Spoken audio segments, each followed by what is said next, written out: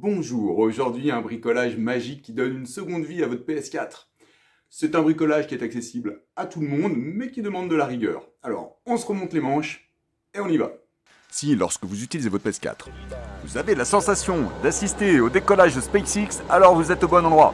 Ce tuto a été réalisé sur une PS4 Slim, modèle CU H2116A.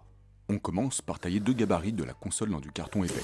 Ils serviront à conserver et ranger soigneusement les vis enlevées. Ensuite, à l'arrière de la console, avec un mouvement de translation et si besoin une petite spatule en plastique, on retire le cache du disque dur. On accède maintenant à la belle vis marquée au signe PS. On la retire avec un tournevis cruciforme pour libérer le disque.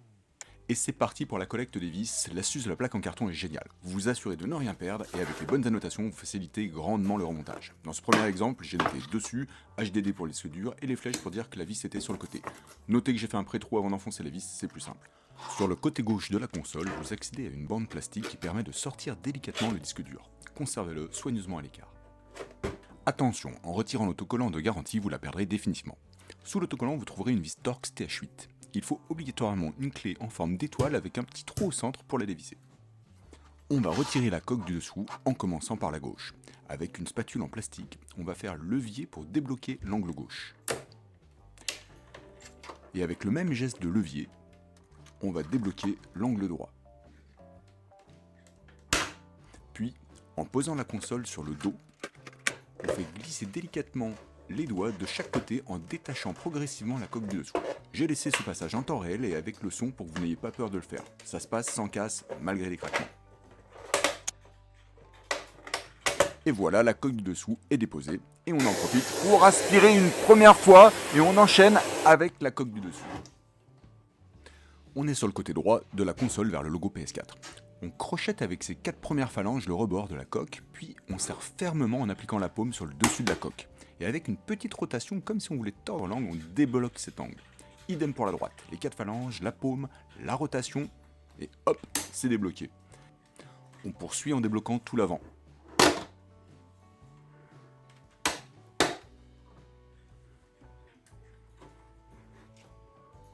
Et voilà, c'est fait. On peut passer à la suite. A nouveau, un petit dépoussiérage et on va pouvoir passer au démontage à proprement parler. On est sur le dessus, on retire le carter métallique en forme de chapeau en retirant les deux grandes vis Torx TH8, puis on les place sur le carton du dessus. Ensuite, on libère la plaque de l'antenne Wi-Fi en retirant sa vis. Ah, j'avais oublié. Mais numéroter l'ordre de retrait des vis, c'est super pratique pour le remontage. Détachez délicatement l'antenne Wi-Fi avec précaution pour ne pas abîmer le câble. On y reviendra. Ensuite, on retourne la console, on est maintenant dessous et on enlève cette vis tout à gauche. On retourne à nouveau la console, c'est comme pour les crêpes. On est maintenant dessus et on va libérer le bloc d'alimentation retenu juste par deux vis. Maintenant, on sépare l'antenne et le bloc. Avec précaution, on sort le câble des encoches dans lequel il était fixé.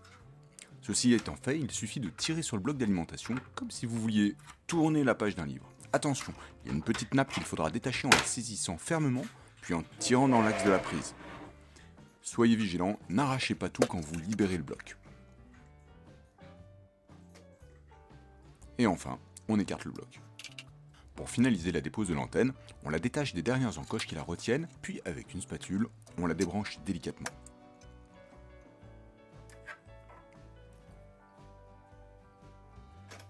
Avec une clé Torx, on retire la grande vis centrale. Et on retourne la console pour voir le dessous. Avec une spatule, on déconnecte délicatement le câble noir en haut à gauche, et on le libère des autocollants qui le retenaient. Ensuite, on dévisse la petite vis noire en haut à gauche, et ensuite, on va s'occuper des nappes et des connexions de la carte mère. Pour débrancher une nappe classique, il faut saisir la languette bleue et tirer fermement dans le sens de la nappe. Ça vient relativement facilement. Attention, la nappe la plus large possède un clip de sécurité. Il faut d'abord le soulever délicatement, puis la nappe vient toute seule.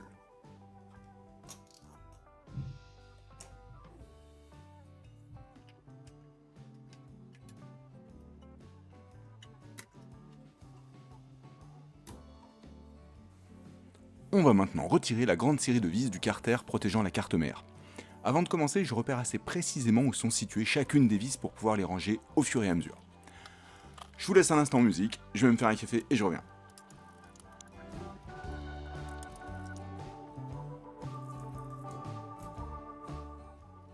Me revoilà. On vérifie que le câble est bien décollé et, surprise, il reste encore 2 vis. Bon, on peut enfin retirer le carter. Notez que les petits carrés noirs sont des pads thermiques. Ils sont importants et il faut les conserver soigneusement. Un petit dépoussiérage et on avance. On retire les vis retenant la pièce en forme d'hélice qui protège le dessous du processeur, puis on l'écarte ainsi que la pièce du dessous. Petite astuce pour débrancher des câbles électriques sans tirer dessus, notamment si on a des gros doigts, utilisez une pince crocodile.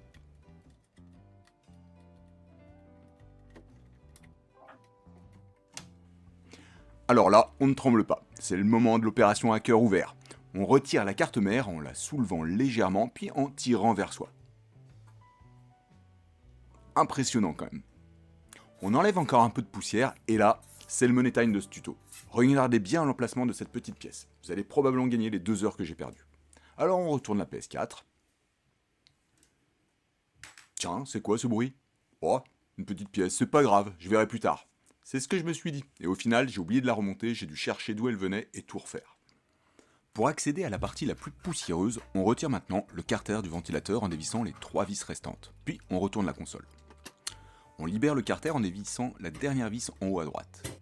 Délicatement, on extrait cette grosse partie et on découvre le ventirad. Ce sont toutes ces lamelles métalliques qui facilitent l'évacuation de la chaleur et qui perdent beaucoup d'efficacité quand elles sont pleines de poussière.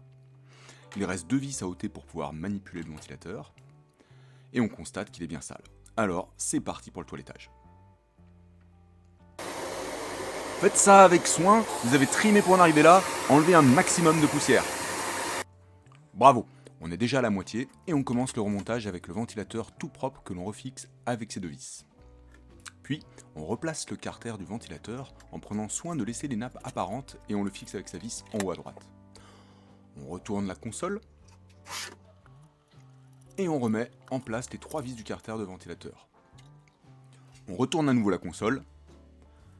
Maintenant, on va s'occuper du remplacement de la pâte thermique. A l'aide d'un mouchoir sec, enlevez le gros de la pâte thermique sèche sur le dessus du ventirad et sur le processeur. Avec un instrument en plastique de préférence et avec beaucoup de délicatesse, enlevez la pâte thermique ayant débordé autour du processeur. Formez maintenant une pointe avec un mouchoir et avec de l'alcool ou du dissolvant, finissez de nettoyer le processeur et le ventirad.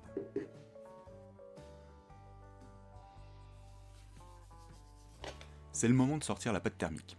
J'ai acheté celle recommandée par la chaîne RetroJeux, il n'y a pas de placement, la Cryonaut Thermal Grizzly. Elle se présente sous la forme d'une petite seringue. On en dépose une petite quantité équivalente à un grain de riz, même si je ne suis pas certain que cette mesure soit reconnue internationalement. Et là, on se souvient de cette satanée pièce qui était tombée, et on pense bien à la replacer maintenant, sinon il faudra tout refaire. Je vous parle d'expérience. Maintenant, on va placer la carte. Alors attention, on va bien faire ce mouvement, on l'enfonce d'abord comme ça, et ensuite on la pose pour que la pâte thermique ne s'étale pas. C'est presque gagné. Encore un peu de concentration pour tout remonter. On commence par le support du processeur avec ses 2 pièces, celle qui est en forme d'hélice, et ses 2 vis. Ensuite, on remet les nappes. Alors d'abord la partie électrique, je me suis appuyé dans mes ongles. Ensuite les nappes, alors on saisit la languette bleue, et puis on a un petit repère noir, un petit tiret noir qu'il faut positionner. Pour cette nappe particulière, il y a le petit clapet de sécurité, on repositionne la nappe sans appuyer, et on appuie sur le clapet, et on constate que le trait noir est à niveau. On enchaîne avec les autres. Et voilà la 5e. Ensuite, on va repositionner le carter en vérifiant que les pads thermiques sont bien en place. On compte bien les 5 nappes bien branchées, c'est important. Maintenant, on récupère la plaque qui nous sauve la vie à ce stade. Vous n'imaginez pas comment cela rend le remontage facile. Pas de question à se poser, chaque vis a son emplacement. Et la preuve, c'est que je vais toutes les replacer en moins de 20 secondes. Et en musique.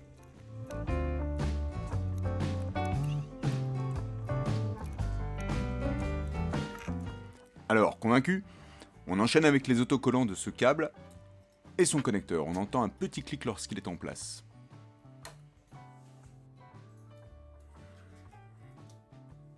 La numérotation est d'une aide précieuse, pas de question à se poser. Je suis à la 8e étape et je sais que je dois retourner la console pour passer à l'étape 7 puisque la vis est sur l'autre plaque.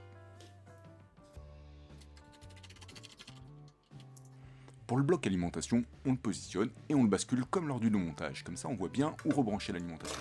On appuie fermement et on enchaîne avec l'antenne Wi-Fi. Attention, c'est encore un tout petit connecteur. On le positionne et on appuie dessus. On entend un clic lorsqu'il est en place. On réinsère le câble dans les encoches qui le maintiennent et on remet la petite plaque de l'antenne Wi-Fi sur le bloc d'alimentation.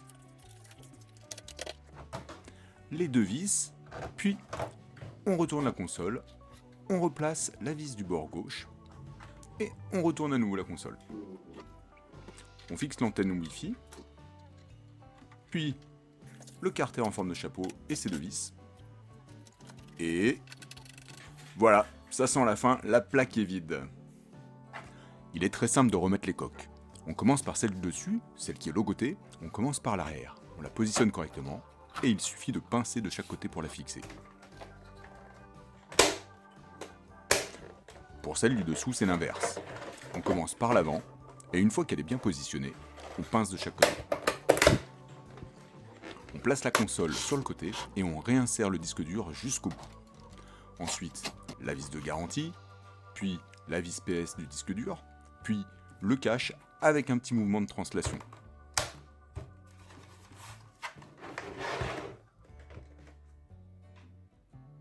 Et voilà, c'est déjà fini. Alors, je plaisante, c'était long, mais ça valait le coup. Maintenant, la PS4 est comme neuve. Elle ne chauffe plus, elle ne fait plus de bruit, donc c'est une grande réussite. Merci à la chaîne Rétro-Jeux, dont je me suis inspiré pour faire ce tuto. Je réponds à tous les commentaires. N'hésitez pas à vous abonner, à liker, à partager, à commenter si ça vous a plu. Et à bientôt pour un prochain tuto, une prochaine réparation.